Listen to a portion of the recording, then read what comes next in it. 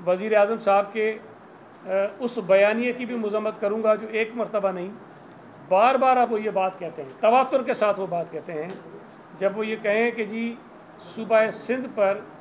अंदरून सिंध से लोग जीत कर आकर कराची की हुकूमत को, कराची पर हुकूमत करते हैं।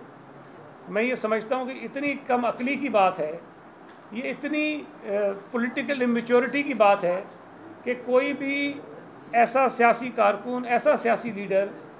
जिसको पार्लियामेंट्री पॉलिटिक्स की अगर अलिफ में भी पता हो तो वो इतनी बेवकूफ़ी की बात और जाहिलाना बात कर नहीं सकता। लेकिन हमारा वज़ीर आज़म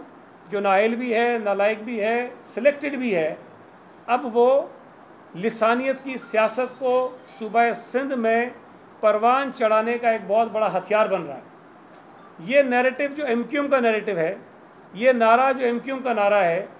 ये बात जो एमक्यूएम बार बार कहती है, इसलिए कहती है कि वो सूबा सिंध के लोगों में तकसीम पैदा करे। अब वज़ीर आज़म एमक्यूएम के नारे को लेकर आगे बढ़ा रहा है और सूबा सिंध के लोगों में तकसीम पैदा करना चाहता है, वो नफ़रतें पैदा करना चाहता है कराची शहर में रहने वाली मुख्तलिफ़ कौमियतों के दरमियान।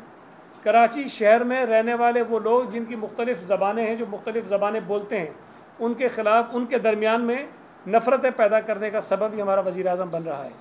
हम इसकी पुरज़ोर मज़म्मत करते हैं और इंशाअल्लाह ताला कराची के लोगों ने जब एमक्यूएम की लिसानियत पर मबनी सियासत को मुस्तरद किया, तकसीम की सियासत को मुस्तरद किया, वो वज़ीर आज़म के इस बयानिए को भी मुस्तरद करेंगे। और पीटीआई और वज़ीर आज़म का जो असल चेहरा है वो इस वक्त मैं समझता हूँ कि कराची के शहरियों के सामने आ रहा है।